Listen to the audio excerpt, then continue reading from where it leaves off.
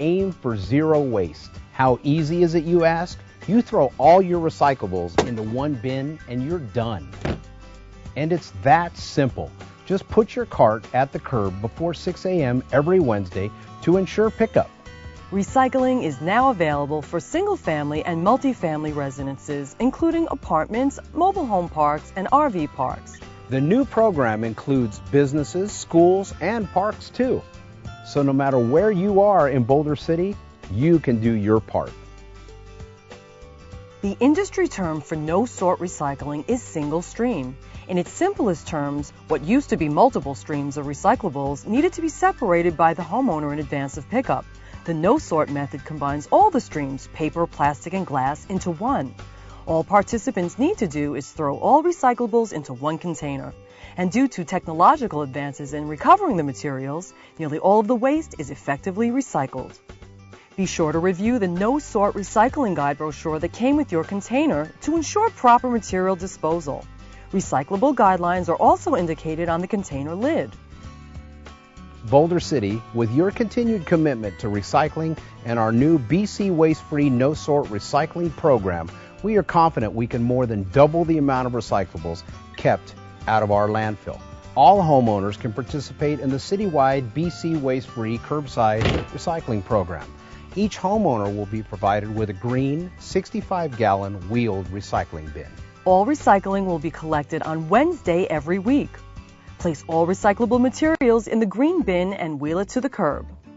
Remember, the green bin should have no food, yard waste, clothing, styrofoam, wax-coated cartons, or cups. It's very important to keep the green bin for our recyclables only. Once your green bins have been emptied, the recyclables are trucked to the Boulder City Recycling Center and unloaded.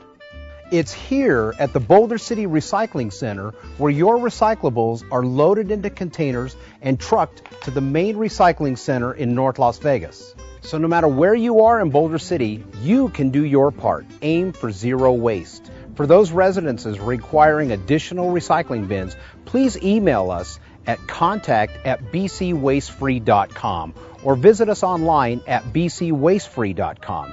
Improved recycling is vital to the future of our city and our planet. Aim for zero waste. I'm Mike Passini, Community Affairs Director for Boulder Disposal, and together we'll make Boulder City cleaner and greener.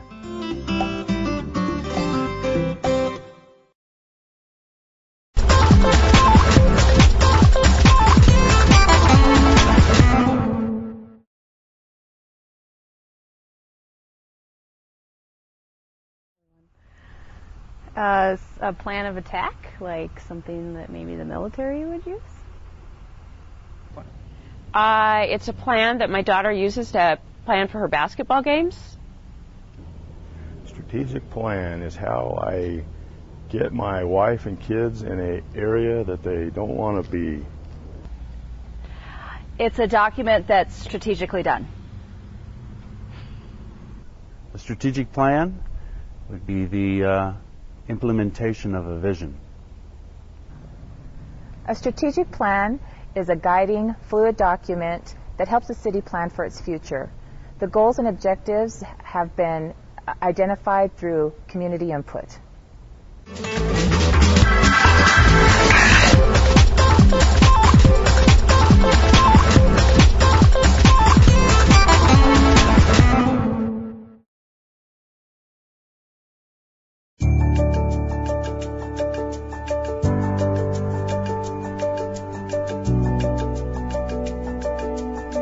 Well, sheep are hard to see. People would see bighorn sheep down by Mercury, mostly rams. Rams wander. They're hard to see, and there's probably not very many of them. We never saw evidence of a reproducing population until we started the project on cougars and found that they were eating bighorn sheep. Mostly they kill what is available to them in their environment. We use a helicopter to capture various types of wildlife. They're very unpredictable. They're extremely secretive. We had some observations of mountain lions around active projects and facilities. There was a biologist attacked in the early 90s. So from a safety standpoint, we wanted to understand kind of the core range, the habitat use of mountain lions.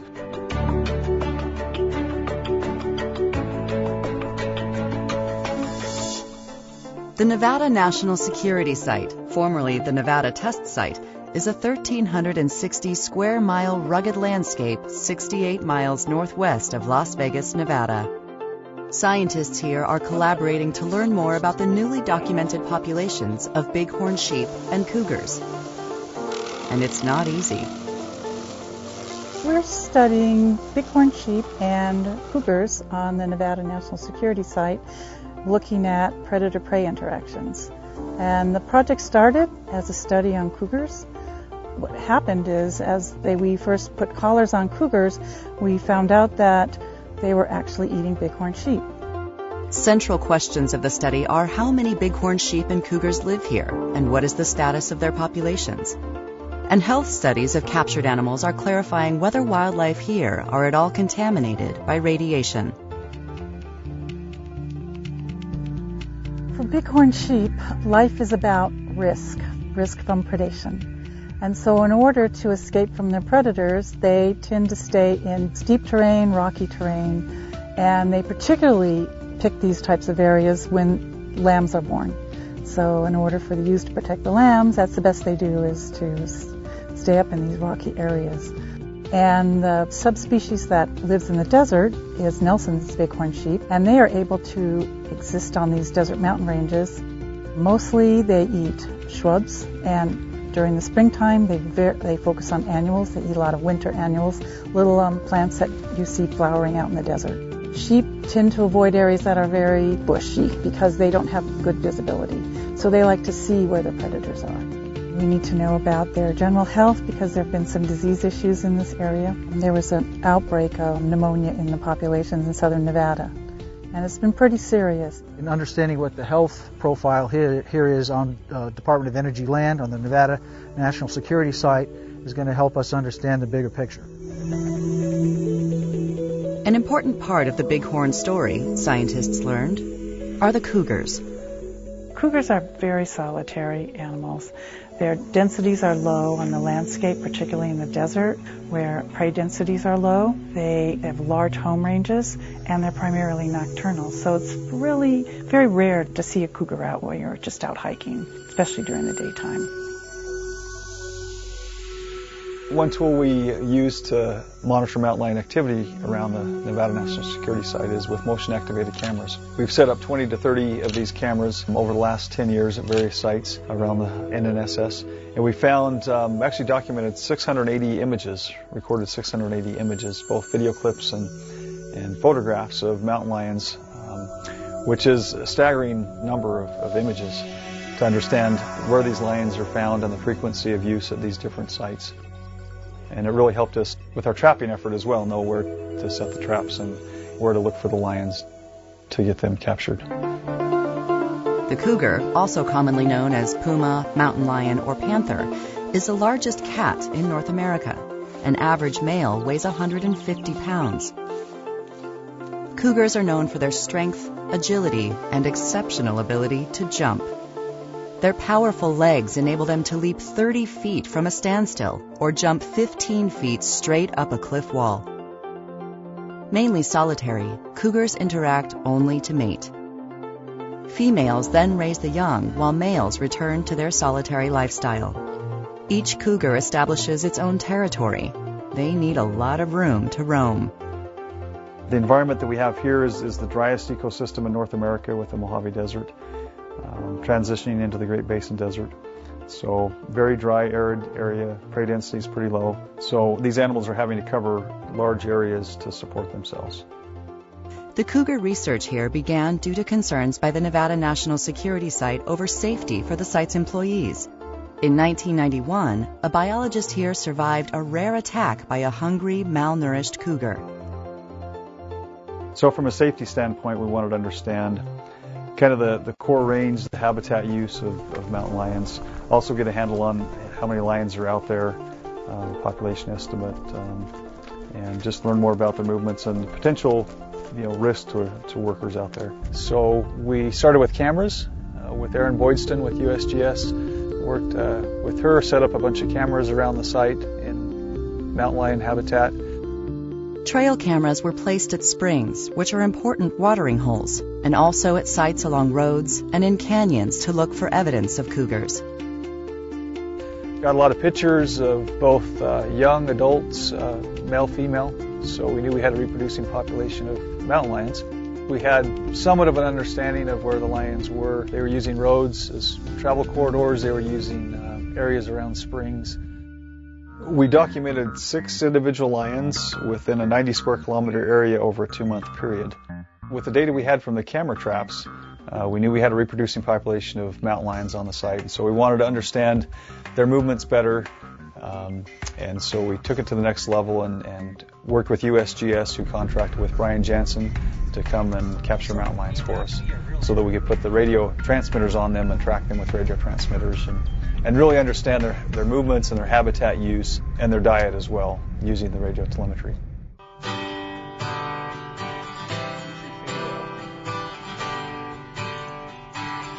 Most things in life you can eventually, with a lot of practice, master.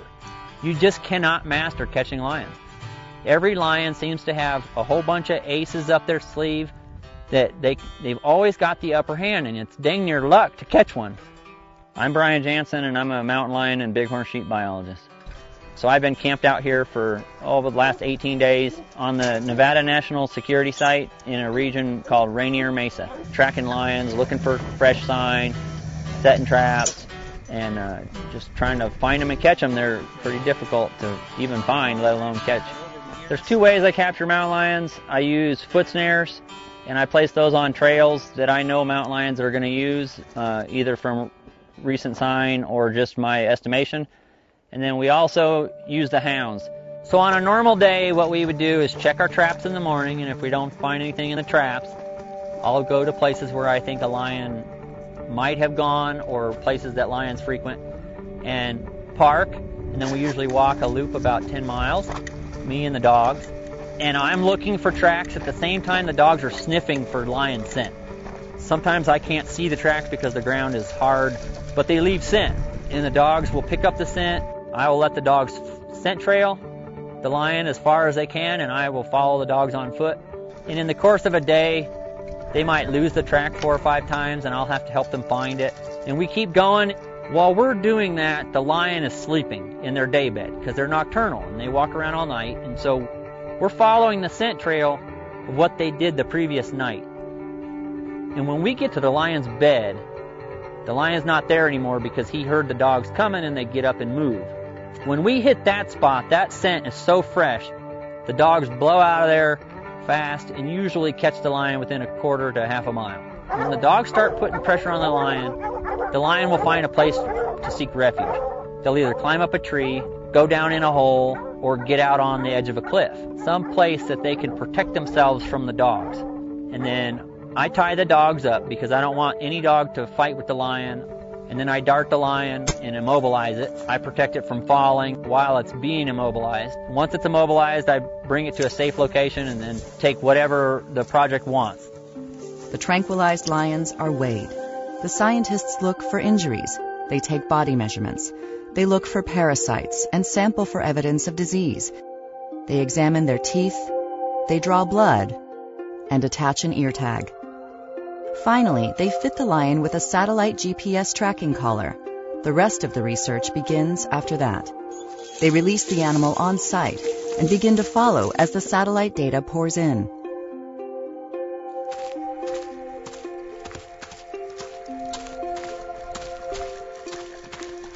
Hey guys, come on. The 2 lions I just recently collared are both adult males. One was about 5 to 6 years old. One was about 3 to 4 years old. They weigh about the same, 125 and 130 pounds. The project will be able to track these lions wherever they go for the next 2 years, I believe. So one of the things we found in the past are these lions just make tremendous movements. One lion I collared on the site in a matter of a week, went 70 miles to the west across Death Valley. Killed deer over in the Cottonwood Mountains, crossed Death Valley back, hunted around in the grapevines, went up by Goldfield, comes back to the site, back across Death Valley. You could never do that kind of research without these satellite collars. I mean, the things that we're learning and the extent to which these lions are roaming just far surpasses what we ever knew before.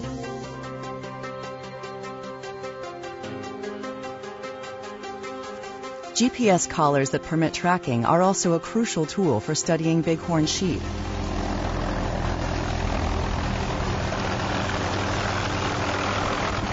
Today, we are putting GPS collars on bighorn sheep in the Nevada National Security Site. You guys back to the airport afterwards, right? Yeah. This is a new population of bighorn sheep that we just found existed a couple of years ago, and we need to have information about where the sheep are, how many there are, possibly their movement patterns. Our gunner is the guy in the front seat generally, and he leans out and shoots the gun to catch the animal. Usually that's the first animal that he'll net, and then the mugger will hop out of the back seat and he'll go out. He'll restrain the animal and he'll work that one up, while me and the gunner will go out and catch another one.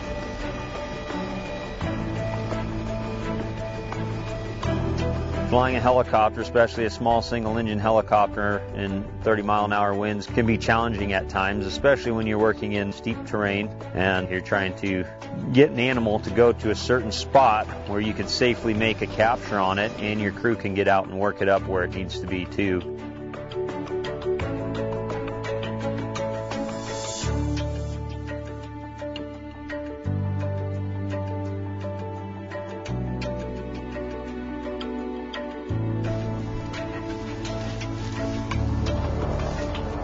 We obtain biological data, including blood samples and nasal swabs, and they'll be able to look at those samples and test them for different types of sickness the sheep might have. But a very important part of the project was placing tracking collars on these animals. And then they attach the collar and let the animal up, and they're done. And it's pretty fast.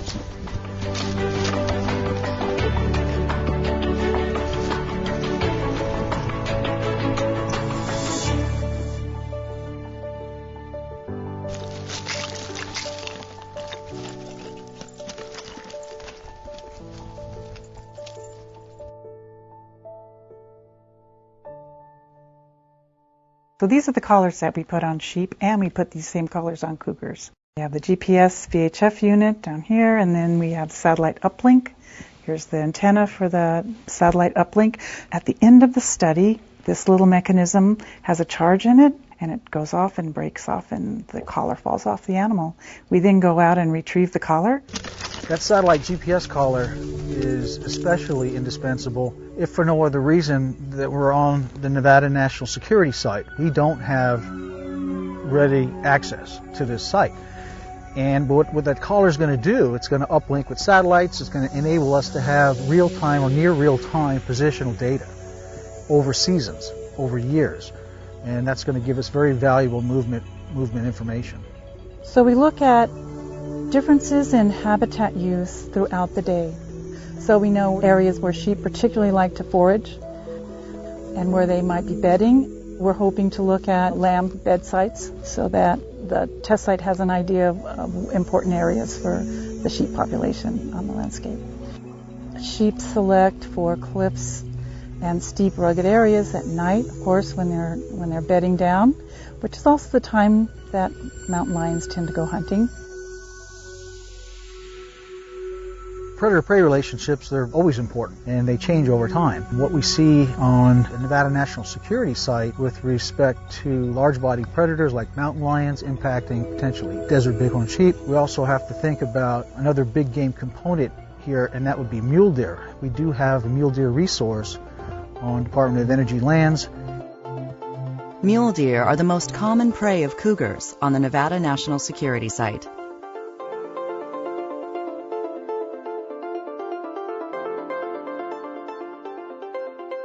Tracking the collared cougars has clarified which animals they prey on and how widely they roam.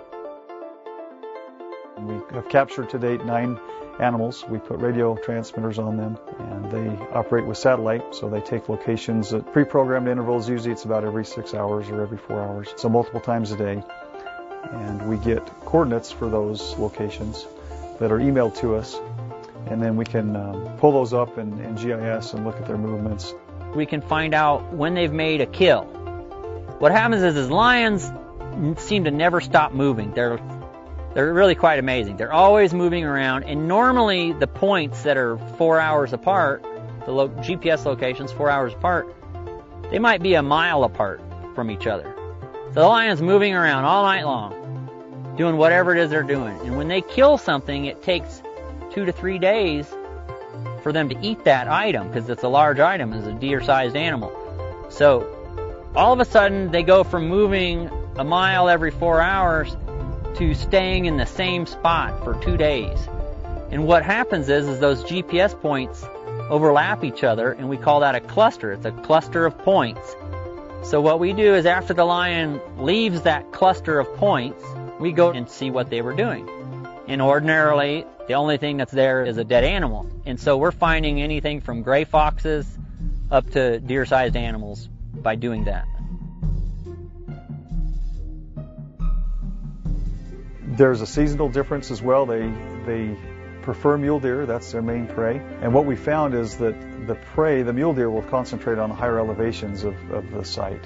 Rainier Mesa, Paiute Mesa, where there's a lot of forested cover, as well as sagebrush meadows, and that's perfect habitat for the mule deer. And so the lions will congregate around that summer range, which is concentrated. During the wintertime, the snow comes, it gets cold, and so the mule deer will move off those high elevation habitats to the lower elevation habitats. There's just a large area, and so the deer get dispersed over very large areas. This also brings the lions down into bighorn sheep habitat, really rugged, steep country canyons and that. So the lions move off to follow the deer, but then come into contact with the sheep.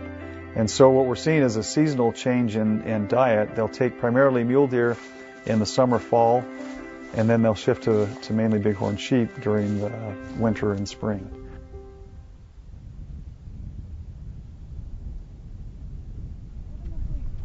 But what we think is going to happen here, potentially anyway, is that we'll see a little nucleus of sheep maybe expand into what could be considered a viable little population on Department of Energy land.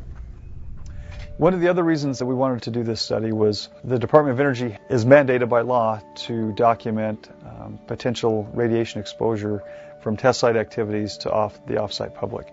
One of those potential pathways is wildlife.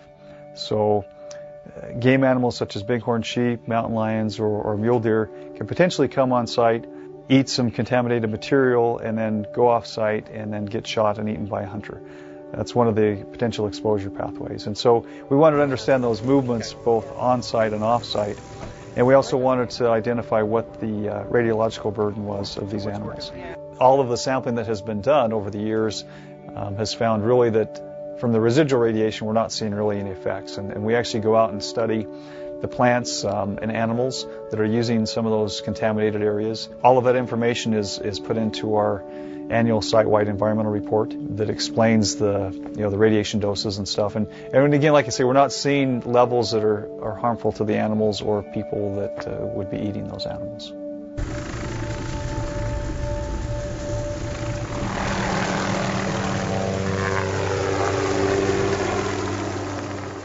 As science goes, this is a particularly elegant study. An impressive array of tools, skills, and expertise have led to insightful results on the health and life habits of wildlife here. This work is part of the Nevada National Security Site obligation to monitor and protect the local ecosystem. I just like sheep. They're spectacular. I just love working on sheep. I mean, if you're out and you watch them, they're just amazing. They're surviving in the desert in the middle of nowhere. They walk on these little steep, tiny little cliffs and walls, and they're just gorgeous. But Brian Janus was amazing. He knows mountain lions. He knows how they move through the environment. Without him, we wouldn't have any animals to study. They have a difficult life. If you think about it, these lions are walking around 5 to 10 miles every night looking for something to kill with their teeth and their front legs. Once they hit 10 years old, their teeth are pretty well wore out. They don't usually live a lot longer than that. In fact, the vast majority of them never even reach 7 to 9 years old. I like working with bighorn sheep because it's a native animal. It historically occurred throughout the state. There are so many questions about bighorn that it takes science, good researchers doing good work to answer these questions. It's a team effort to obtain the correct data so they can make the correct decisions on how to manage those animals so that we can maintain the resource. It is a special feeling, I suppose, knowing that you're doing good stuff. It's a good feeling. It feels like you did work that really counts for something.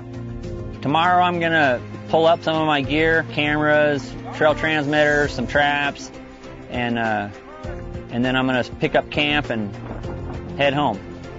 Let's go. Vamos.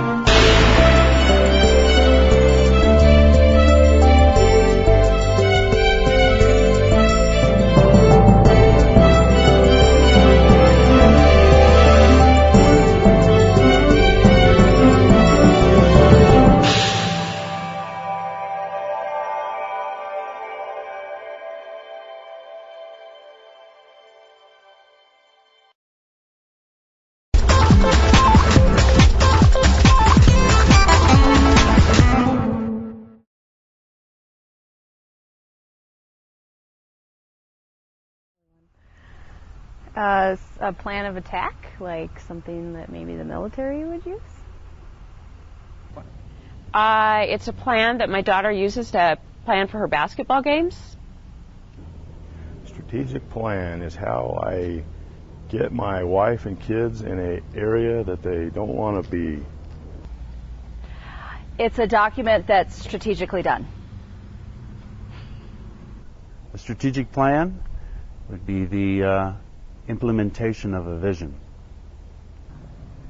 A strategic plan is a guiding, fluid document that helps the city plan for its future. The goals and objectives have been identified through community input.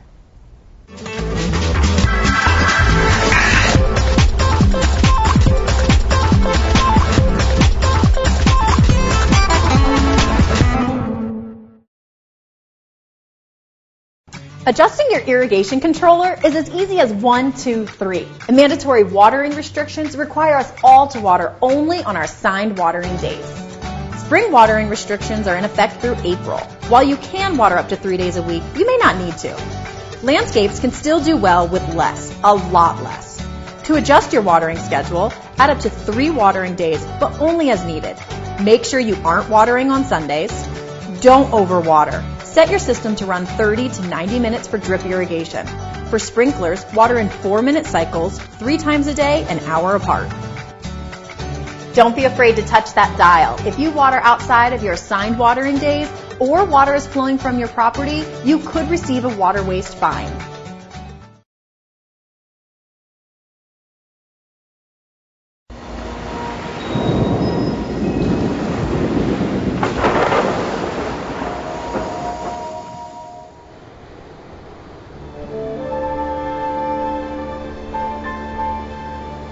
A set of islands, hundreds of miles from the closest land, isolated, remote, and wild.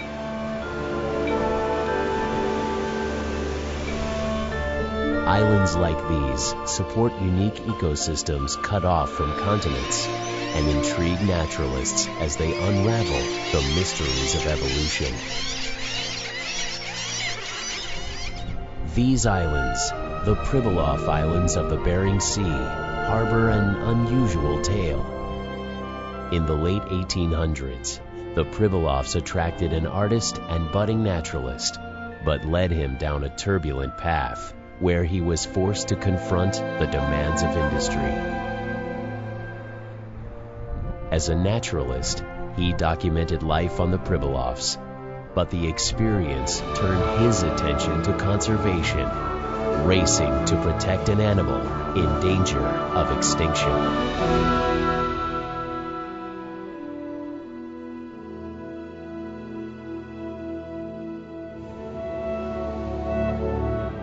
Formed by volcanic eruptions over the last 2 million years, the Pribilof Islands were once hills lying near the edge of the Bering Land Bridge. As sea levels rose, the Bering Sea isolated the Pribilofs, leaving the largest islands of St. Paul and St. George, now over 300 miles from mainland Alaska. The Pribilofs are a naturalist's paradise.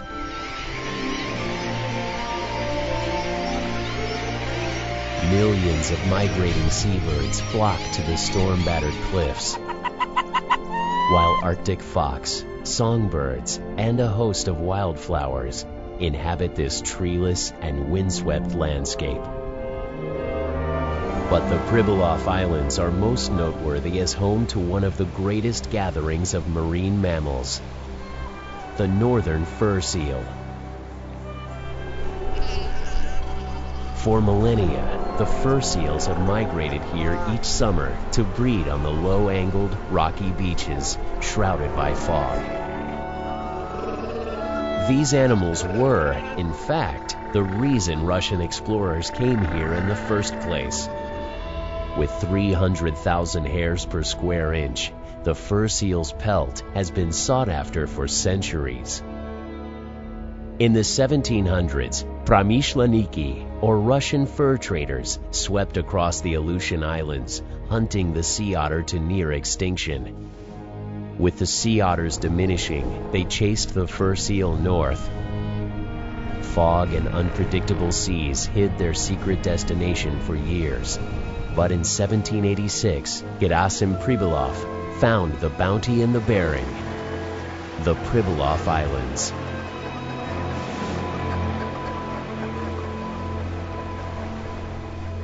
Pribilov's discovery brought settlement to these islands, but with it came greed, deceit, and decimation. In the years that followed, the fur seal persevered through 2 centuries of commercial use. From 1868 to 1911, it was the naturalist Henry Wood Elliott who witnessed the most extreme harvesting of the Pribilov fur seal. In the late 1800s, sealing in the North Pacific grew into an international affair, and during its heyday, tens of thousands of seals were slaughtered annually.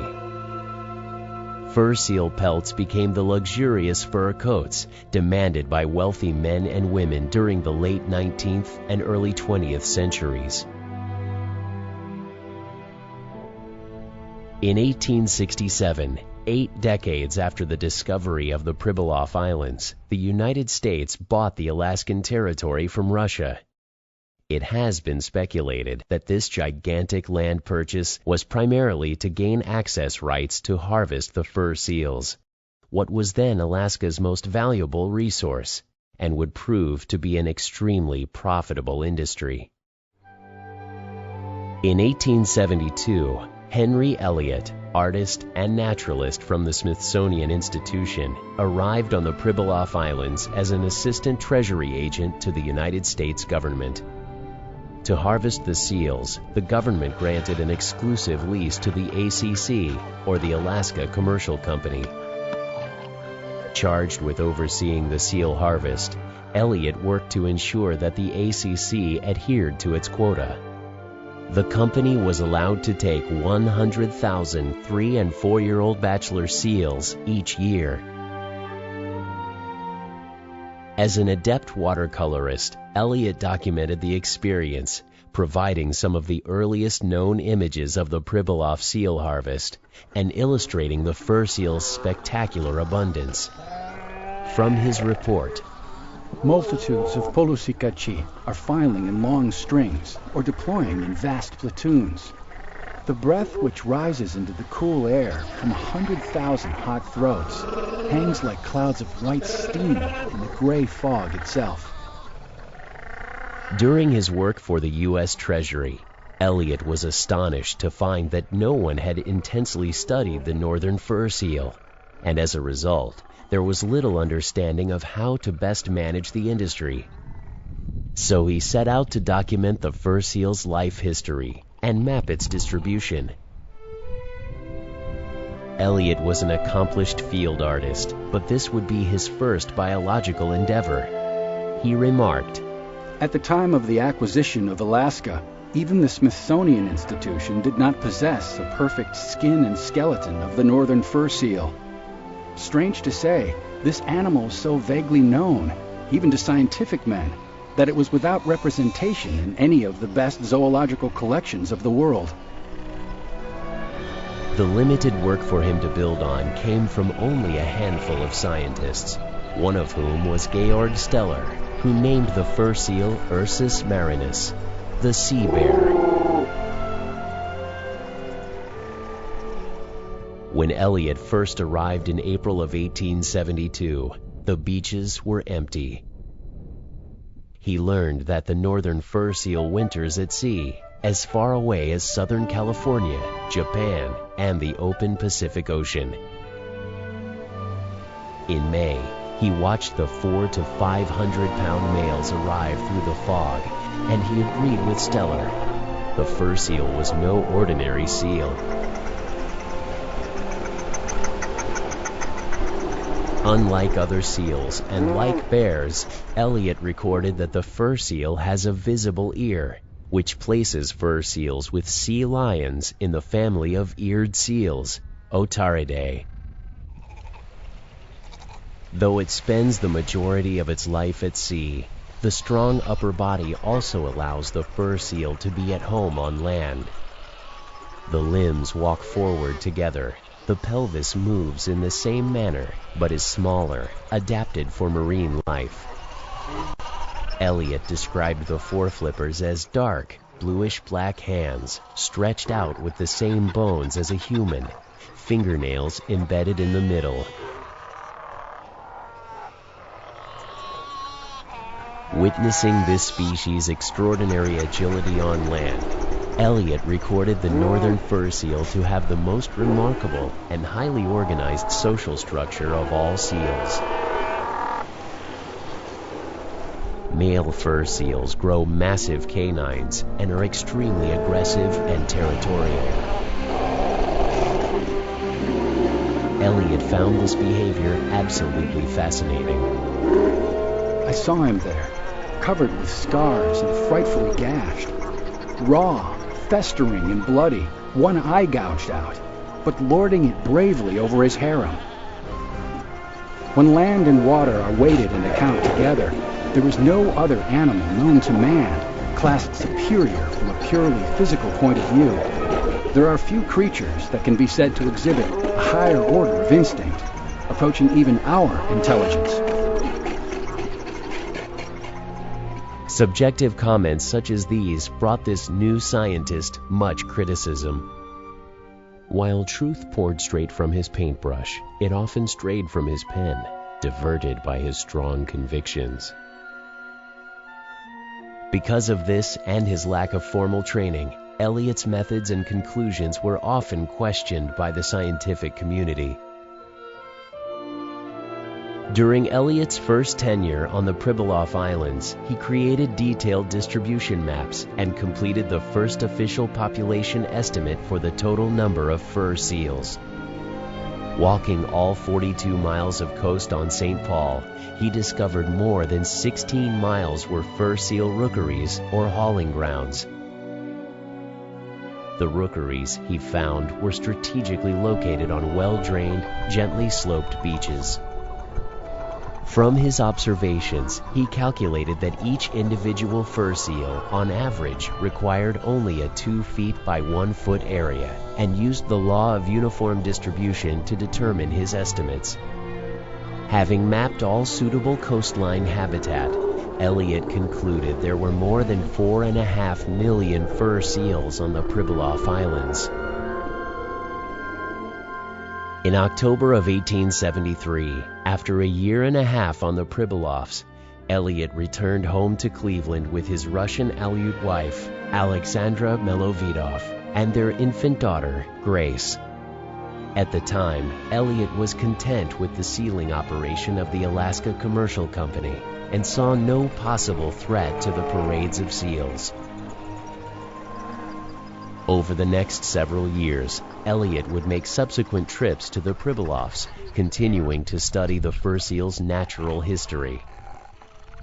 In 1881, he published The Seal Islands of Alaska, which described the habits, environments, and harvesting of the northern fur seal. Most importantly, he presented the first detailed account of the fur seal's reproductive strategy, the key to their survival.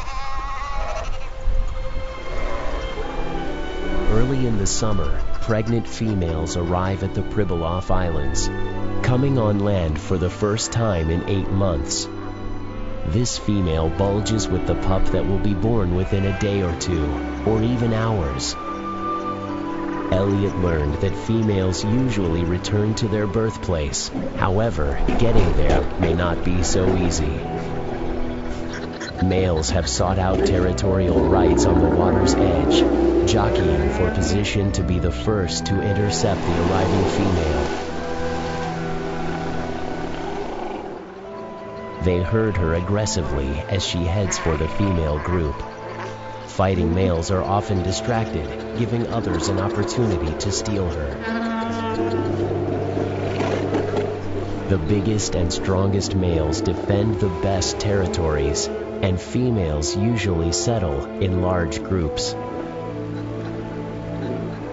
Many females suffer serious wounds, but rest in the relative calm of each other. There they await the coming of their young. Within hours of her arrival, the pup is born.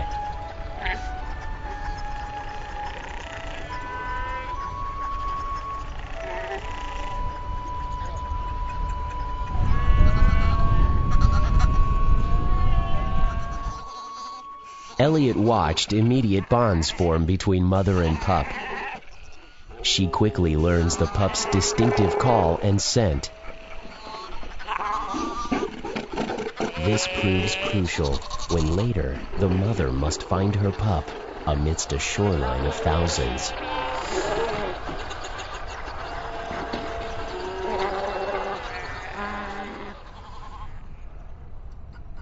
Shortly after the pups are born, the males mate with the females and sire the next generation. The females, therefore, only spend 3 to 7 days of every year not pregnant. For the rest of the summer, the female will support 3 lives: herself, her pup, and her newly fertilized egg. This would prove to be Elliot's most crucial discovery concerning the fur seal's life history. During the Alaska Commercial Company's 20-year lease, the land harvest was very successful, and revenues earned by the U.S. government more than paid off the purchase price of the Alaskan Territory, a cost of $7.2 million. These massive profits and increased sale prices for fur seal skins attracted international attention. Soon Canadian, American, and later Japanese sealing vessels flocked to these islands every summer. Thus began an onslaught of pelagic sealing, or the killing of fur seals at sea. This practice was horribly wasteful. Reports stated that sealers retrieved fewer than 1 out of every 5 seals shot. With harvesting coming from both land and sea, the fur seal population faltered from the increased pressure. In 1890, Elliot returned to the Pribilof Islands following a 14-year absence, but his romantic memories had been shattered. I may as well frankly confess that I was wholly unaware of the extraordinary state of affairs which stared me in the face. Not even a faint suggestion of 1872 appeared.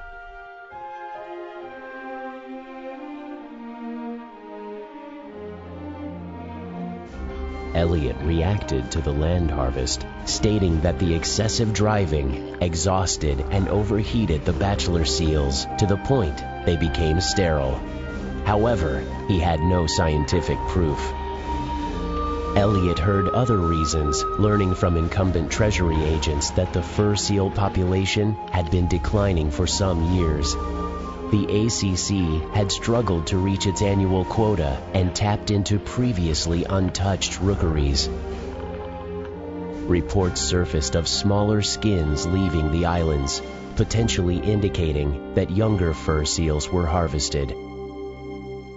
During his visits to the rookeries, Elliot also saw the shores littered with corpses and fully realized the impact of pelagic sealing. Even after an international tribunal established a 60-mile safe zone around the Pribilofs in 1894, pelagic sealing continued to increase, doubling that summer. The pelagic hunters knew the seals would come to them. Female fur seals must eat to support themselves, their fertilized egg, and to produce milk for their growing pups. To fulfill these demands, venture out on foraging trips for hundreds of kilometers, typically lasting more than a week. It's in these same waters that the hunters waited, slaughtering the pregnant females and any chance of survival for their waiting pups. As pelagic sealers raced to capture as many seals as they could, females were the majority of victims. Their relentless greed killed at least 3 seals in one. The population crashed in 15 years. Due to the carelessness of both the land and sea harvesting, Elliott lost his trust in the industry he once supported. Over the next 20 years, he spearheaded a passionate and controversial campaign, fighting for the fur seal against governments, businessmen, and scientists. In 1911, his persistence culminated in the first International Wildlife Conservation Treaty, which ended pelagic sealing and limited the U.S. land harvest. Elliott continued to fight for the fur seals until he died, and today is credited as the man who saved the northern fur seal from extinction. The fur seals were given the opportunity to bounce back, and by the 1940s, they recovered to their former abundance. Scientists say that abundance is closer to 2 million seals, or about half of Elliott's estimate, which has led to continued criticism of Elliott as a scientist. However, Elliott's maps did clearly depict the fur seal's distribution and helped him prove their rapid decline. Henry Elliott was one man who made a difference by saving a species. His scientific pursuit promoted a history of Pribilof fur seal research, and today, the northern fur seal is one of the most studied animals on the planet.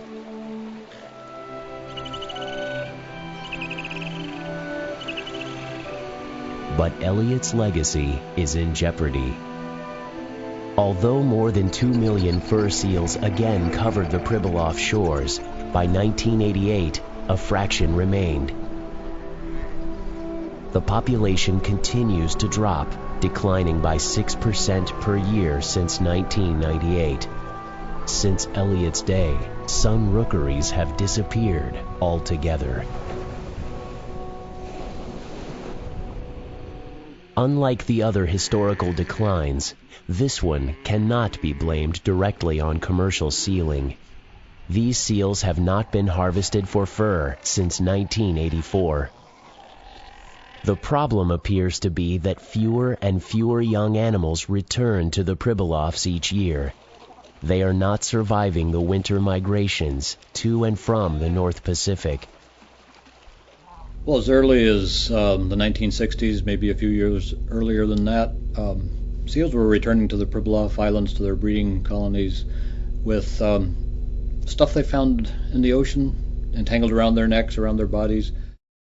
Young and old seals confused garbage and fishing nets with kelp, and their curiosity was their undoing. During the 1970s and 1980s, the entanglement rate was high, which increased mortality. Today, entanglement is still a problem, but fishermen have worked to minimize waste, and local programs are in place to help injured seals. And with anything like this dynamic that we're seeing in the population, there are a variety of explanations. I would be convinced that entanglement is a piece of it. It may be a relatively small piece now. I certainly would not go so far as to say that entanglement is the only thing causing this decline. As Elliott discovered during the great decline of the pelagic sealing era, fur seal pups starved on the Pribilof shores as hunters killed their mothers during their foraging trips. Today, there is pressure on fur seals in these very same locations. Commercial fishing has increased in the Bering Sea, including the waters surrounding the Pribilof Islands. Some scientists suspect that the increased competition for their food source may be adversely affecting the fur seals. This fishing pressure may not be confined to the Bering Sea, but throughout the fur seal's migration route, making foraging tougher for young and inexperienced animals. Another problem facing the Pribilof fur seals could be pollution of the world's oceans. No measurable effects have been found from oil spills, But industrial waste compounds are increasing in both seal blubber and mother's milk. Weaned pups may be more vulnerable at sea as elevated contaminants weaken their immune systems. Causes for the decline may also be natural. Disease has been ruled out, but it could be a cycle of predator-prey dynamics. Orcas are abundant in the North Pacific, and fur seals make a good meal, rich in energy. An additional leading theory is that this decline is a cyclical pattern of nature. Scientists have documented a warming trend across the North Pacific Ocean that has altered the distribution of fish and squid, which the fur seals depend on. Current conditions are undoubtedly different from Elliott's time. The Pribilof Islands and the North Pacific may no longer be able to support the millions that once lived here. However, the inability to pinpoint a cause does not nullify the fact that the Pribilof fur seals are declining at a startling rate.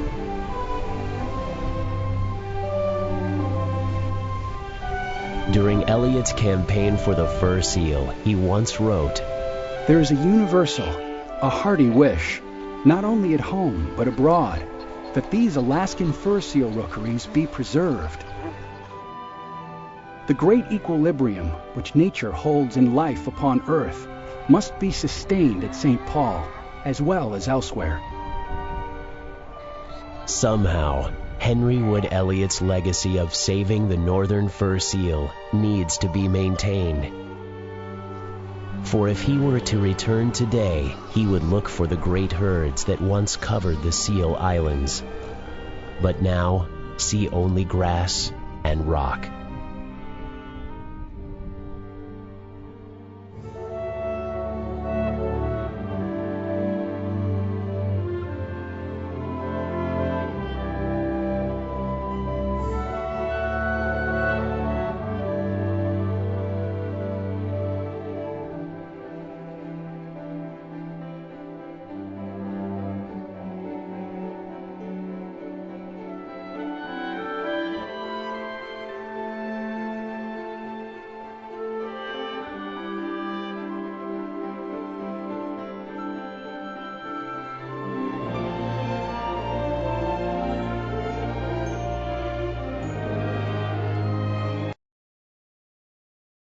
Hi, I'm Mike Pacini, Community Affairs Director for Boulder Disposal. Citywide no-sort recycling is here.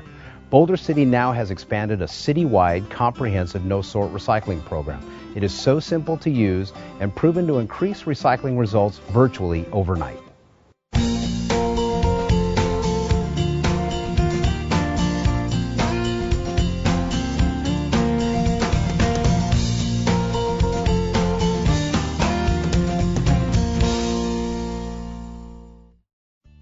Welcome to the Boulder City Recycling Center, where thousands and thousands of tons of your recyclables are diverted from being buried in our landfill. You can now recycle at home, at work, and at school. The new recycling program is totally easy, so do your part, aim for zero waste. How easy is it, you ask? You throw all your recyclables into one bin and you're done.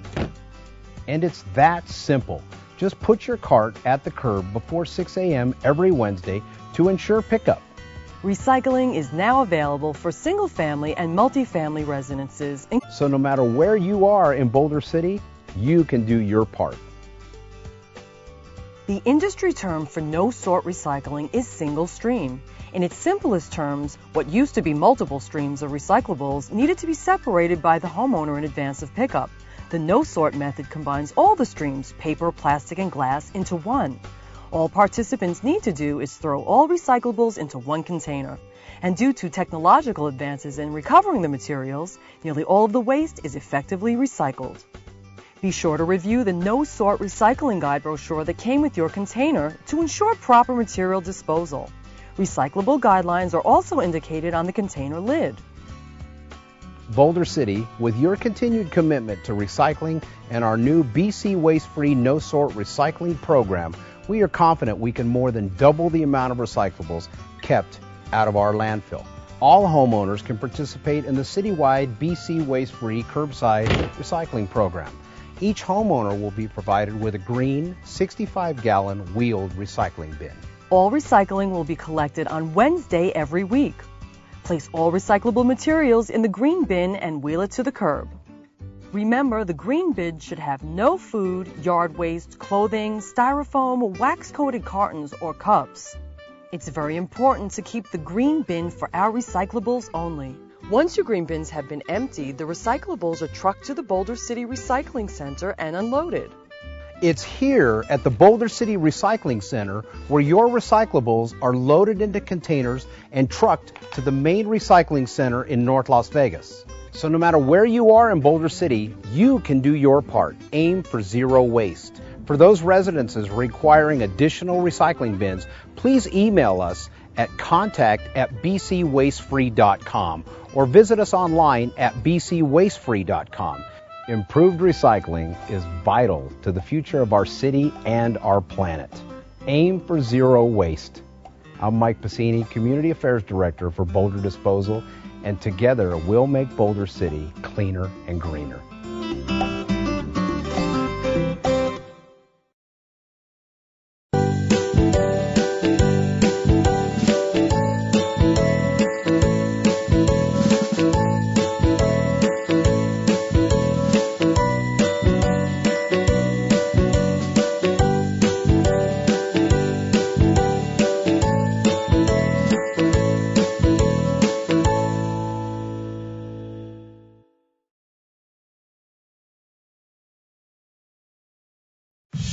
Water use spikes in the summer. Be water smart to avoid a water waste fine.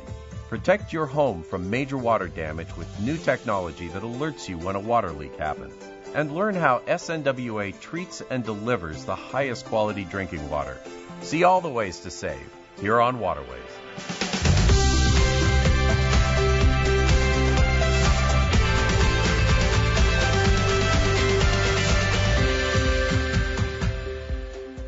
As Southern Nevada continues to weather a record drought, it's vital that we all do our part to conserve water. Preventing water waste and reporting it when you see it can help our community reach its conservation goals.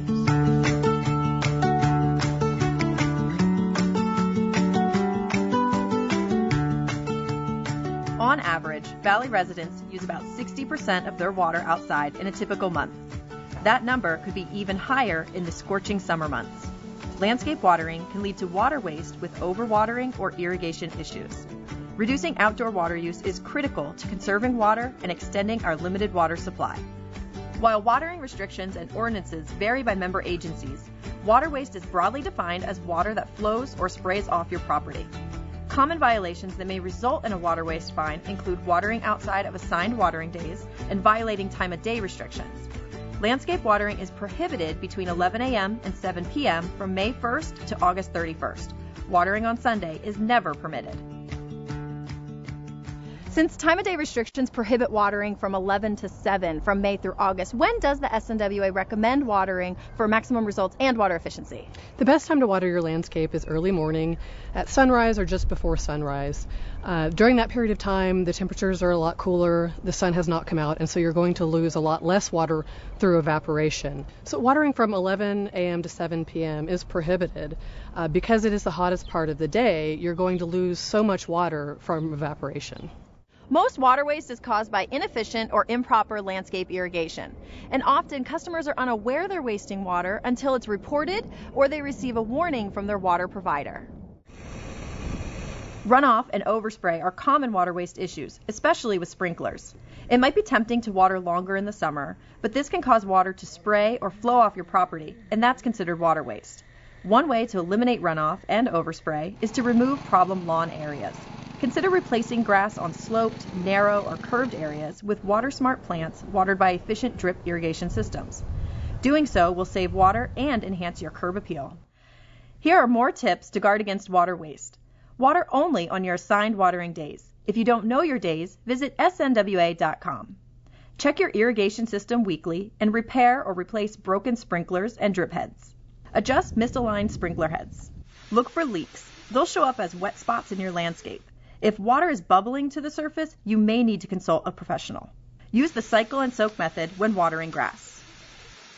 Cycle and soak method is basically watering your grass in shorter increments over multiple cycles. SNWA typically recommends 3 cycles of about 4 minutes each cycle.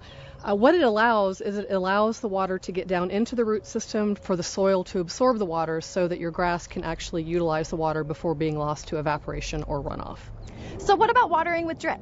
So with drip irrigation, even though you're allowed to water 6 days per week in the summertime, you really don't need to. The plants that you're watering with drip irrigation can typically handle being watered 3 days per week, even in the hottest times of the year.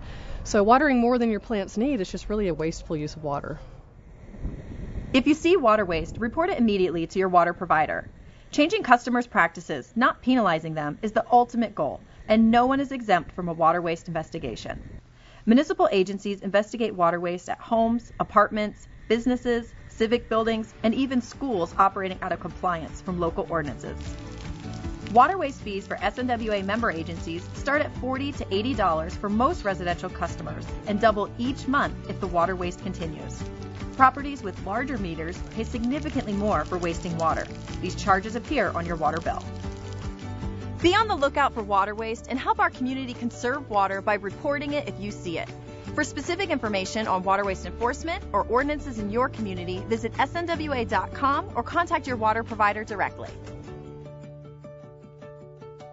Swimming pools are almost a necessity during Las Vegas summers, but they could waste water if they're not managed properly. Pools can lose up to 4 inches of water a week to evaporation in the summertime. Using a pool cover regularly could save homeowners about 9,500 gallons a year or more. Pool covers also conserve energy and protect swimming pools from collecting dirt and debris. The SNWA will help you purchase a pool cover with an instant rebate. Visit snwa.com for program details. The SNWA partnered with Las Vegas's hometown hockey team, the Golden Knights, to remind residents of their watering schedules. You know right-wing player Ryan Reeves as the enforcer on the ice, but in our new TV commercials, Reeves is helping to enforce mandatory watering restrictions.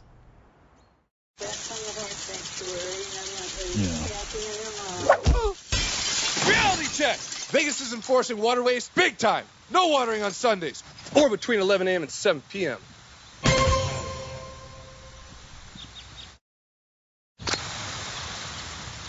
Woo! Reality check!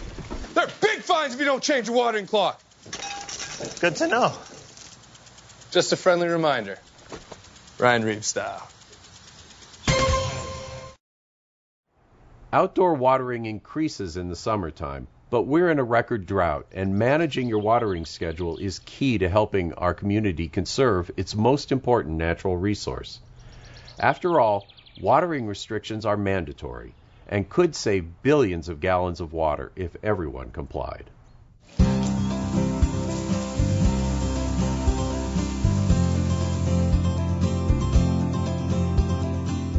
The majority of our community's water use occurs outdoors, especially in the summertime when residents ramp up their landscape watering. It's really important to monitor your landscape and only add water as needed. Otherwise, it's just a waste of our resources. In the hottest months, most valley homes use most of their water outdoors to water their landscapes, and you'll really feel the pinch if you're still watering thirsty grass. Summer watering restrictions May through August allow watering up to 6 days a week, but the SNWA says you may not need it. Summer watering restrictions allow customers to water 6 days a week, but do landscapes really need that much water in early summer? Usually not. In summertime, like in May, June, the nighttime temperatures are still cooler, so you don't need to water, you don't need to jump from 3 days a week basically to 6 days a week, especially for grass. You can kind of gradually increase your watering.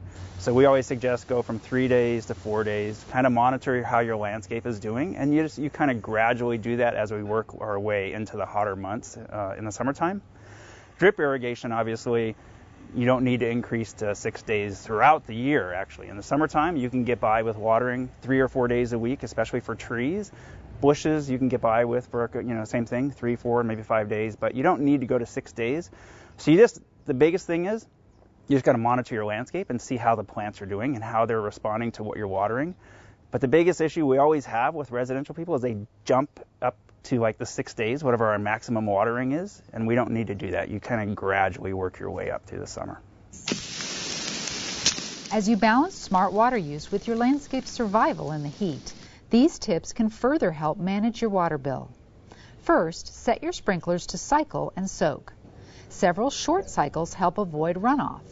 The Water Authority recommends 3 sprinkler cycles of 4 minutes each, spread over several hours before sunrise, to give most lawns the water they need when they need it.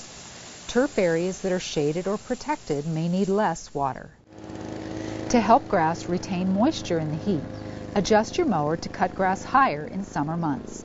Mowing to about a 3-inch height creates a shade canopy over the soil that can reduce water evaporation. The time of day you water is important as well. In the summertime when it gets really hot, it's obviously very critical to water as early as you can. Ideally, you water before sunrise. At that time, most of the water gets into the plant roots. For the grass, you get most of the water into the plant to the grass. Also, you don't have evaporation. If there's wind occurring, all those things kind of happen once the sun comes up. So ideally, you want to water before that, as early as you can. Also, there are watering restrictions, which you are not allowed to water between 11 and 7. So obviously, you don't want to have any issues with that. So you want to make sure and water as early as you can. The final thing is we also put in new restrictions in the last couple of years where you can't water on Sundays. So basically all outdoor watering is prohibited on Sundays. Watering between 11 a.m. and 7 p.m. in summer or on Sundays any season of the year could also result in a water waste fine. If you have stressed or dry areas, use a handheld hose to target these.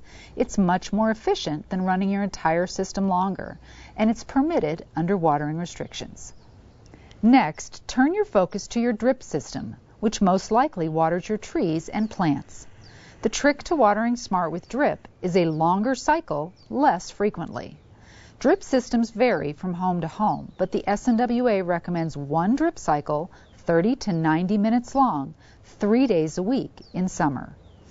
In scorching July and August heat, you may opt to add a watering day or increase minutes on existing drip cycles, but daily drip watering won't be needed and can actually harm your plants. Maintaining your irrigation system is just as crucial as following your watering schedule to support conservation efforts. As you watch your water use this summer, remember these 4 steps to stay water smart.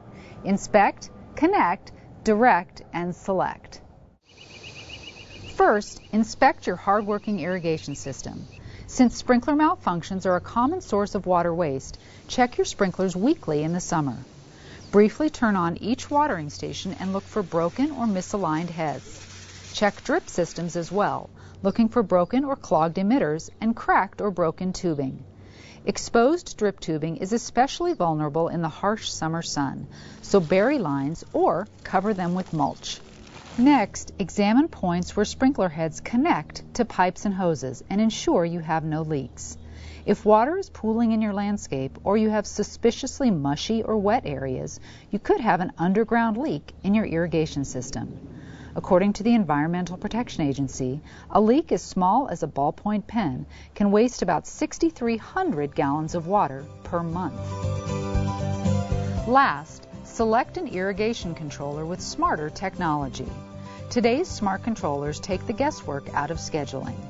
They use weather data to control your watering schedule and shut off your system when it rains. You can still view and control the entire system from your phone or tablet. Look for a smart controller rebate on snwa.com.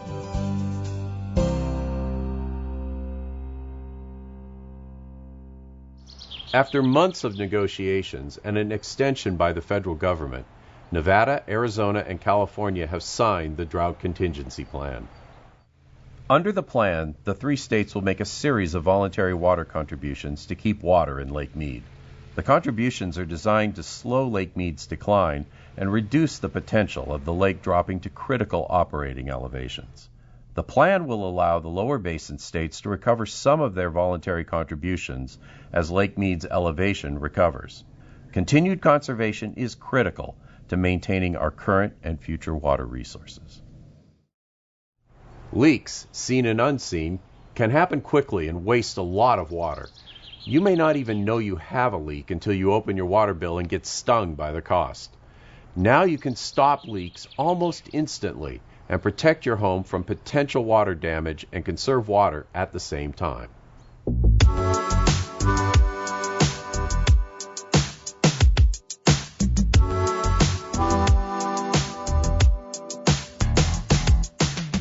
Most of us have been there at one time or another. A failing water heater, a burst pipe, a broken washing machine hose, or a ghost flushing toilet. If you're lucky, you found and fixed the leak before it caused substantial water damage. But oftentimes, leaks happen when least expected, and repairing water damage caused by leaks can cost thousands of dollars for a typical homeowner. Thanks to new technology, you can now prevent or mitigate water damage to your home using a smart leak detector. Smart leak detectors have built-in sensors that monitor real-time water usage, detect leaks quickly, and notify you on your smartphone. Some leak detectors can monitor use from outside of the pipe.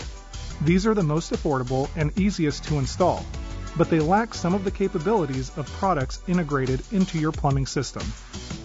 Devices that integrate into your plumbing are more complicated to install, but they have the advantage of allowing you to turn off your water remotely if you have a leak, which could be valuable if you're away from home.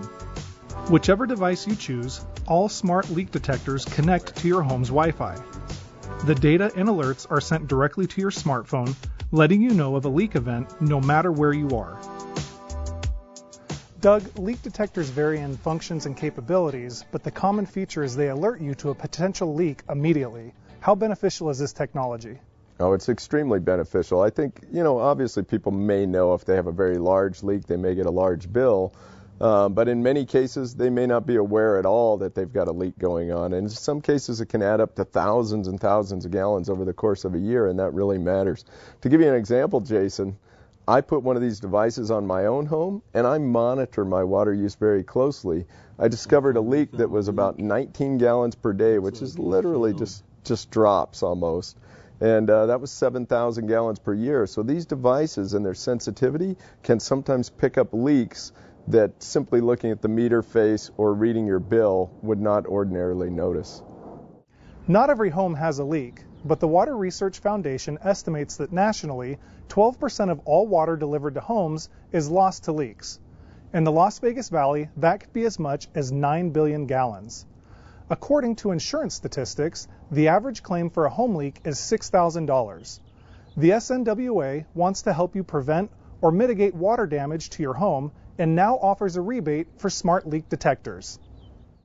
Well, we're not completely sure how much water these might be able to save. We think they have a lot of potential, and we want to study that. So to study the devices, we're actually offering a rebate that pays up to 50% of the product cost, up to $200. We want people to install them so we can learn more about the products. Common sources of leaks at home include irrigation leaks, worn toilet flappers, and dripping faucets. The average leaky toilet can waste about 200 gallons a day. That's 73 gallons of water a year. A leaky faucet can waste more than 3,000 gallons a year, the amount of water needed to take more than 180 showers. Finding and fixing leaks inside and outside your home can save valuable water and money all year long. With leak detectors, tracking down leaks, even the dreaded hidden ones, has never been easier. So what about the underground leaks, or ones that you can't see? Well, those are the ones you should worry about the most. So a dripping faucet or a leaking toilet are easy fixes, and people are usually aware that they're going on. What you really need to worry about are those hundreds of feet of plumbing in your home that you may not see. It's behind a wall, it's in a ceiling, or it's under the slab. And in fact, the Insurance Institute found that a significant number of leaks actually occur beneath the slabs of our homes. Those are going to be completely unseen. So keep in mind, the devices that install in your plumbing system can only see leaks on the downstream side of that device. So the more of your plumbing system that can be captured by the device, the closer to the front end you can put it, the more of those leaks you might be able to detect. There are some devices that actually install right in tandem with your city water meter. And those devices would be able to register anything that was passing through the city water meter, which is usually located at the street. To receive the Smart Leak Detector rebate coupon through the Water Authority, applicants must agree to participate in a research study. By learning more about the effectiveness of these devices, the SNWA will be leading the way for other utilities to offer similar rebates. By joining into this rebate program, you're also consenting to be part of our study, and we're hoping that we'll be able to learn more about how, when, and why homes leak, and how quickly people with these devices may be able to respond, and that we'll be able to share that kind of information with the entire utility industry so that we can all determine if these devices should be incentivized across the United States. To learn more about qualifying smart leak detectors and the rebate, as well as the requirements of the program, visit snwa.com. Single-family residents consume the largest amount of water in southern Nevada, more than golf courses, resorts, and commercial properties combined. Do you know how much water you use for activities like showers, laundry, and landscape irrigation? Find out with our water use estimator on snwa.com and learn how to make water-saving changes around your house. Simply enter your address and your home's square footage will be calculated automatically. For more accurate results, enter the types of fixtures and appliances you use. The online application estimates both indoor and outdoor water use and provides customized water-saving tips for your home. Southern Nevada's water treatment facilities are in the ranks of the elite. The Alfred Barrett Smith Water Treatment Facility recently earned the Partnership for Safe Water's Excellence in Water Treatment Award. The River Mountains Water Treatment Facility received the award in 2018. The Water Authority is only the 14th community water system out of more than 50,000 nationwide to earn the water industry's most exclusive designation from the American Water Works Association. We can't live without water. You might say that makes it our most valuable resource.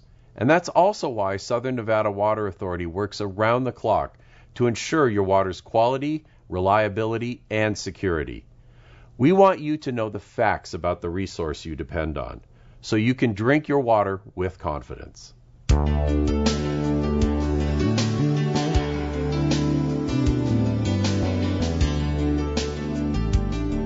Staying hydrated isn't just important in the desert.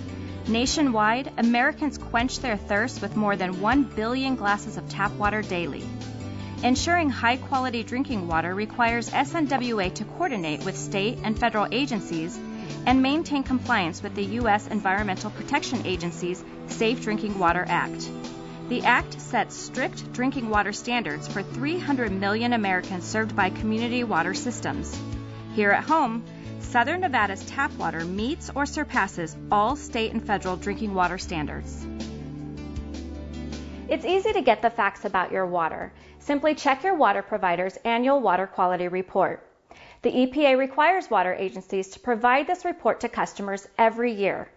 Locally, this includes the cities of Henderson, North Las Vegas, Boulder City, as well as the Las Vegas Valley Water District. Much of the water used by local water agencies is treated and delivered by the Southern Nevada Water Authority. Whether your water agency posts its report online or mails it to customers, you can always request a printed copy if you don't have internet access. Reports provide a comprehensive look at treatment and testing, water sources, and how test results measure up to federal and state standards. Water quality is monitored in real time, 24 hours a day, 365 days a year. And in 2018, SNWA scientists conducted more than 295,000 analyses on nearly 55,000 water samples. Scientists in this laboratory monitor for 91 regulated contaminants that either occur naturally or are man-made. The SNWA and other large public water systems also monitor for more than 75 unregulated contaminants. Data from this work helps the EPA direct future public health efforts by tracking and prioritizing emerging contaminants for potential future regulation. Customers often ask about the taste of their tap water. If you don't care for the taste of the natural minerals and chlorine used in water treatment, add a citrus slice or refrigerate your tap water to boost flavor. Keep in mind, taste does not equate to safety. While bottled water may appeal to your taste buds, the EPA notes that more than 25% of bottled water comes from a municipal water supply, just like your tap water. And while water bottled at a plant must only get tested weekly, the Safe Drinking Water Act requires daily testing of your tap water. Beyond testing, water treatment processes are state-of-the-art. The Water Authority treats water with ozone, a powerful disinfectant that kills potentially harmful microscopic organisms that may be present. A multi-stage filtration process follows that. Then, as water leaves the water treatment facilities, chlorine is added to protect it on the way to residents' taps. As water makes its way through thousands of miles of the community's pipelines, Southern Nevadans also benefit from some of the nation's most reliable, efficient, and modern water delivery systems, including instances of water main breaks that are far below the national average. That high reliability benefits water quality too. It really does take an investment in money, in time, and expertise to keep pipelines and systems online and working properly. Here in Southern Nevada, we believe that by taking a proactive approach and investing resources now, we're protecting water quality for years to come. In short, greater water reliability means more consistent water quality. The future is also found in the SNWA's Research and Development Center, one of the nation's top municipal R&D complexes, and one of the few that combines research and water quality testing under the same roof. This synergy creates a collaborative, resource-rich environment that helps the SNWA, and by extension, our community's water providers, stay ahead of the curve and ensure high water quality. To learn more about water quality and to find a link to your provider's water quality report, visit snwa.com.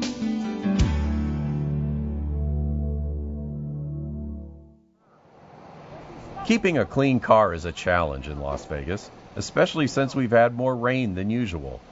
The next time your car needs a bath, take it to a WaterSmart car wash. WaterSmart car washes recycle water on site or send it to a water treatment facility where it's treated and recycled. WaterSmart car washes use less water than hand washing your car at home.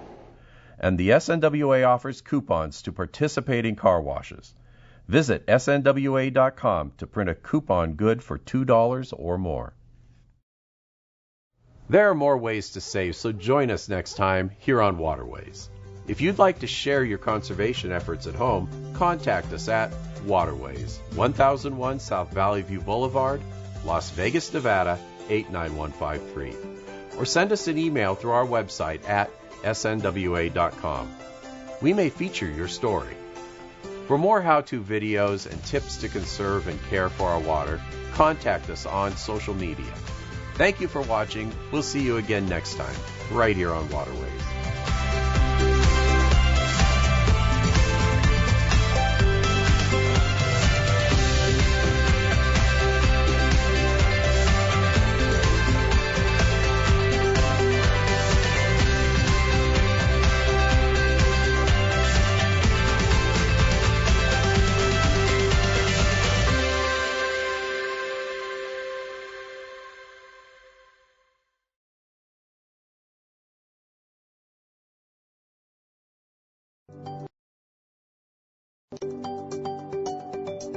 Have you noticed the new streets?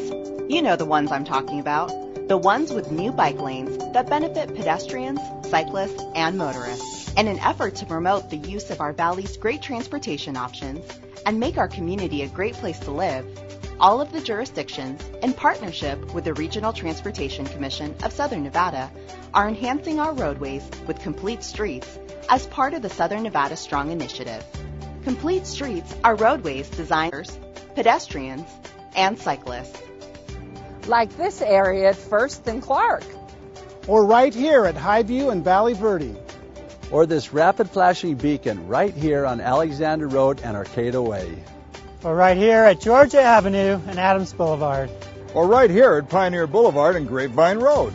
Or here at Fort Apache and Elkhorn. Complete streets are designed to be safe for all users, regardless of how you choose to travel. Do you want to see more complete streets in your neighborhood? If so, you can contribute $2 to the Complete Streets program when you renew your vehicle registration online at dmvnv.com or at any of the convenient DMV kiosks located around town.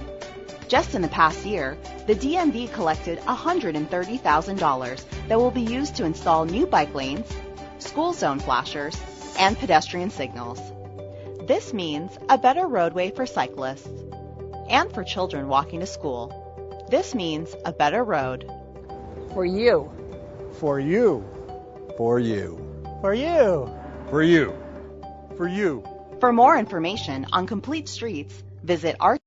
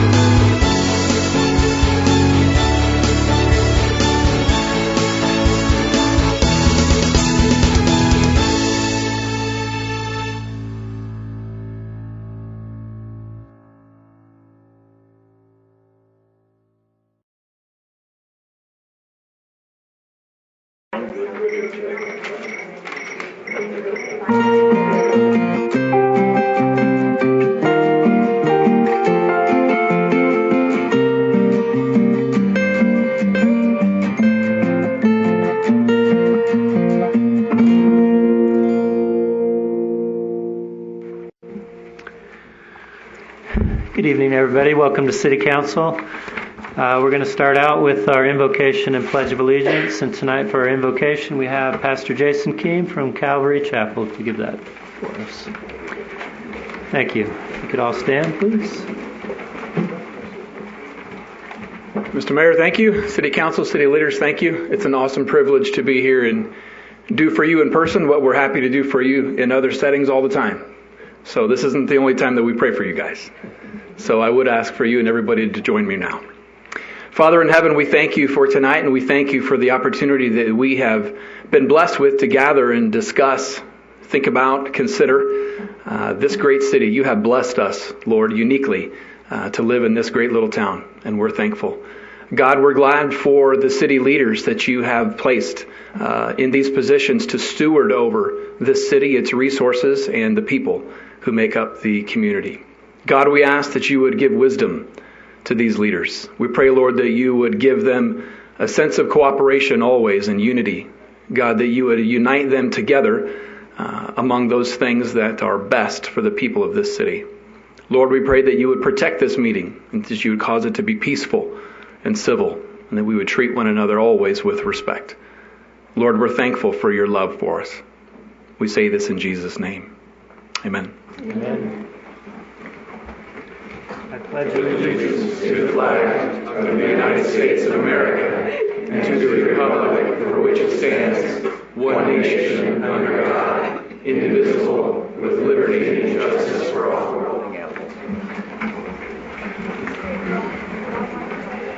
Thank you, Pastor. We appreciate your petitioning on our behalf, both in public and private. We first have our public announcements, and before I call up Mr. Turner, I do have one before I forget. And I was asked to announce that the week of May 5th through 11th is Public Service Recognition Week, and we encourage our citizens to recognize the accomplishments and contributions of our government employees at all levels, at the local and the state and the federal level. And I have a proclamation, but I'm not going to read that to you. And then we do have Mr. Ray Turner. If I can find my sheet here. Is Mr. Turner here? He was, but I'm sure he'll be back in just a little bit. Okay. Oh, there he is. There he is. Ray, you're up. Yay! He's here on behalf of the Boulder City Arts History and Arts Foundation. Good evening. I'm sorry I'm late. It's Ray Turner, and I just want to make an announcement and remind everybody that this weekend we're having our first ever historic murder mystery play, and it's taking place up at the water filtration plant, and you have 3 days left to get your tickets if you haven't already got them. It's going to be a lot of fun, and I hope you all will come and join us and help support us with regard to historic preservation. Thank you. Thank you. All right. And we do have several high school seniors, it looks like, mostly seniors with us tonight, gearing up for their mock city council. Can you all stand up so we can recognize you?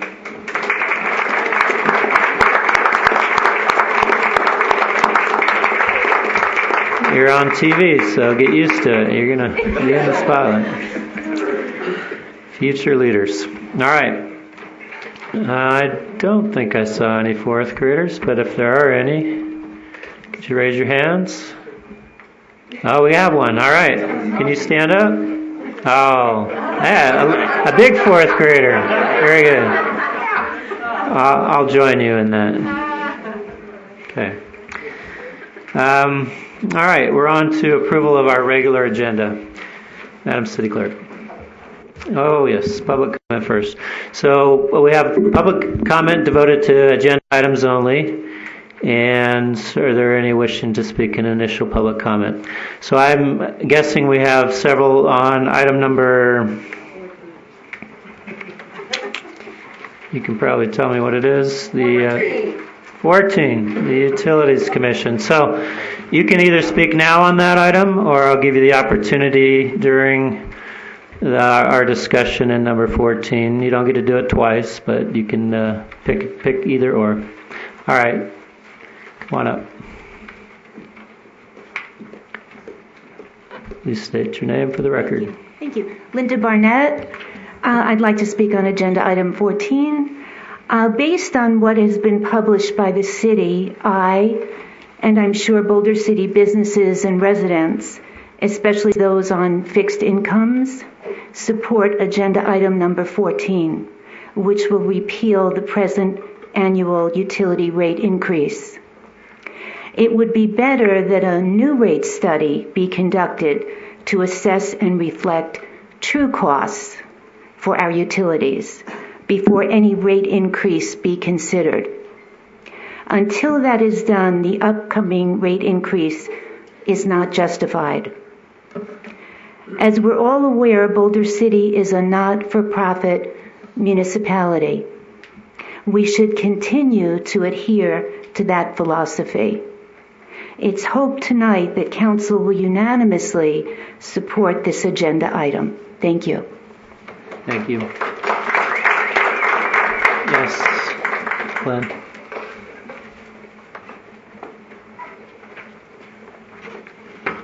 My name is Glenn Fay. Good evening, Mayor and Council. Just a quick thing on item 14. I'm not sure if we need a rate increase or not every year, just for what it's worth to let people know. If you look at your energy bill, our energy bill, before one drop of water, before 1 volt of electricity runs in our house, it costs $86.70 a month just to be hooked up. Not one drop of water, not 1 volt of electricity coming in. It's $1,040 a year just to be hooked up. And that's not even having trash cans, without even putting trash cans out in the street. So think about it. And if you look at that, at the average house, if that's what everybody pays, we're 6,500 households roughly, give or take. And at that rate, before anybody in town uses a drop of water or pulls any electricity, the utilities department, stuff like that, pull in over $6,700,000 before any electricity or any water flows to a pipe or a wire. Thank you. Thank you.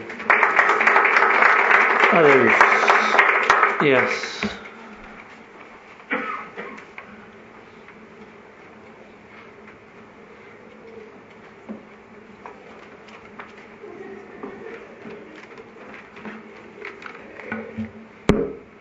Judy DeShane. I too would like to speak on 14, and I do feel at this time, being that we have a new rates study that's already in the budget for $200,000 to do this study, which I assume will happen July or August.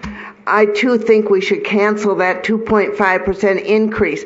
The budget, using the budget that was presented a month or so ago, the electric budgeted revenue over the expenses is going to be $2,431,279.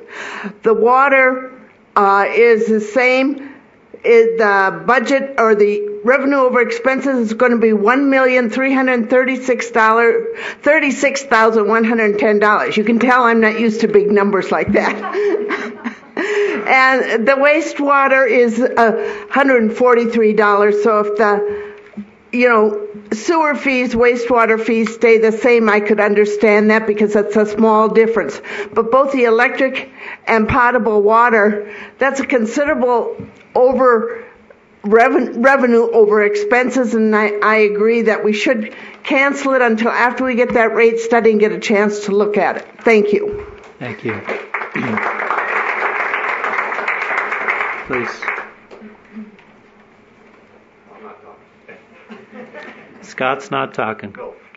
You guys can arm wrestle in the back. Come on up.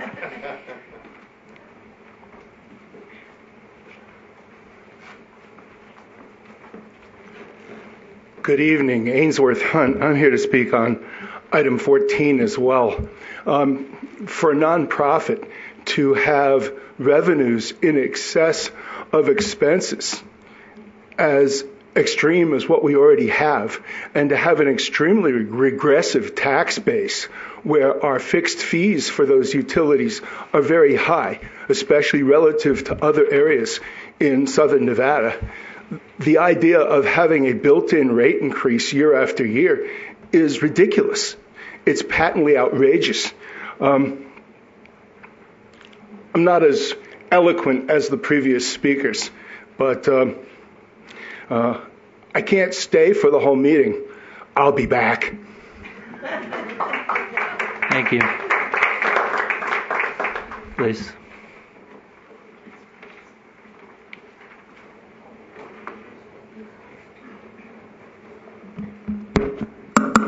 Good evening. I'm Claudia Bridges. And in order to avoid being redundant with what everybody has said so far, I want to agree that we should repeal the automatic increases until the completion of a rate study, until the meeting of the Citizen Advisory Committee. Because the alternative is we continue adding those year after year until there's a determination, or we can choose not to add them until there's a determination. And from people I've talked to are very concerned that they walk into their house and their bill is automatically $86 before a drop of water and before they turn on the lights, that I think it's imperative that we look at it this way, that we stop it now until it's determined it's necessary, as opposed to continue on and then evaluate. Thank you. Thank you. Yes.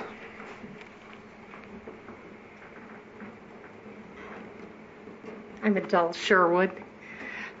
Like others who have spoken before me, I support the agenda number 14, which will repeal the present annual utility increase. Thank you. Thank you. Any others? High school students? Fourth graders? Okay. We'll close our initial public comment period. And now we'll move to approval of the regular agenda. Madam City Clerk.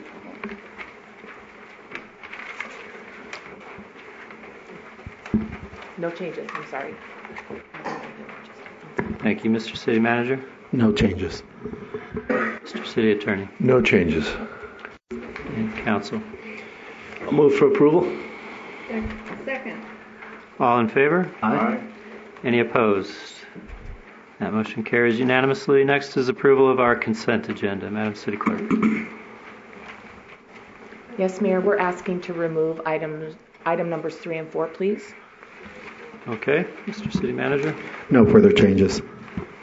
Mr. City Attorney. No further changes. Council. Move to approve with changes. Second. All in favor? Aye. Aye. Any opposed? That motion also carries unanimously.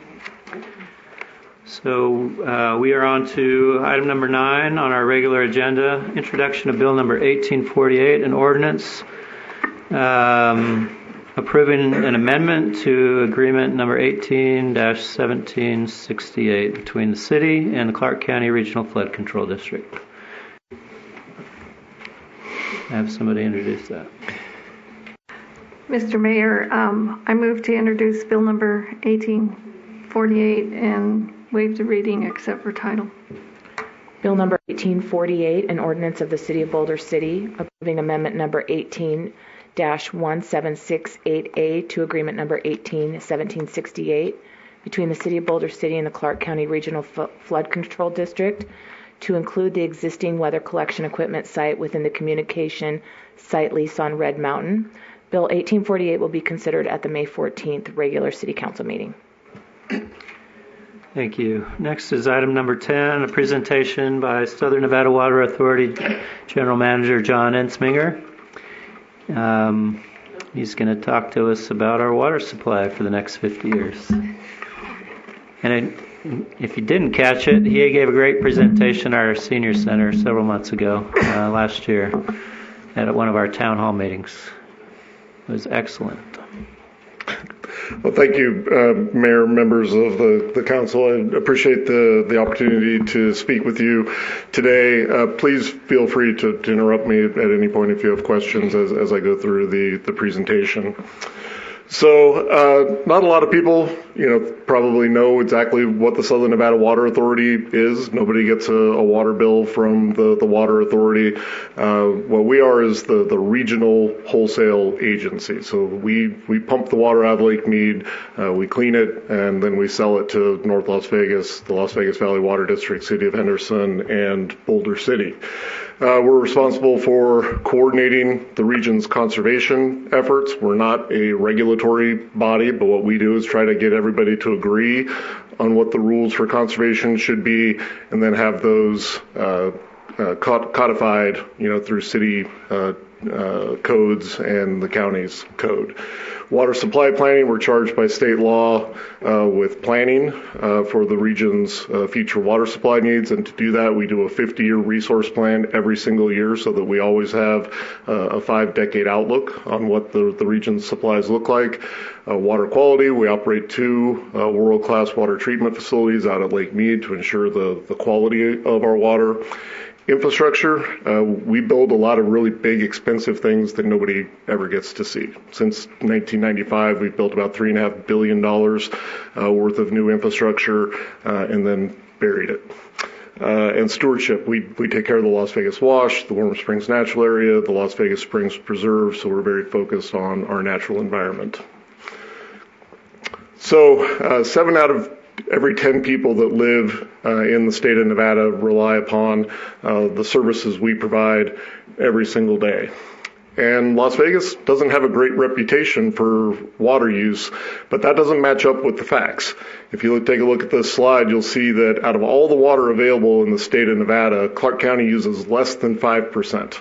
And in return for that, we generate 76% of the state's economic output and have 73% of the state's population. However, we're highly reliant upon one source of water. I don't need to tell you guys in Boulder City with Lake Mead right in your backyard, but obviously that lake has been going down fairly precipitously since the turn of the century. It's down about 140 feet since the year 2000. And even though we're having a tremendous winter in the Rocky Mountains, we can expect the lake level to continue to go down. Even with that good year, we're essentially going to stay flat this year. And if we got another normal year next year, we go down about another 4 feet. If we get a bad year in the Rockies, those elevations could go down quite a bit quicker than that. And this is really what we're focused on and what we're concerned with. The Bureau of Reclamation estimates that there's a 20% chance that Lake Mead could get to elevation 1020 by the year 2025. At that elevation, there's only 17% of the capacity left in the lake. Hoover Dam essentially stops generating electrical power, and you're about 20 feet away from the federal government being unable to deliver water downstream to Arizona, California, and the state and the country of Mexico. So we need to operate to prevent those sorts of critical reservoir elevations. So what are we doing to address it? First, resource planning. We're working with our neighbors to try to get more water into the lake. Water banking. We've been diligently banking water around the region for the last almost 20 years now. Again, building new infrastructure and always focusing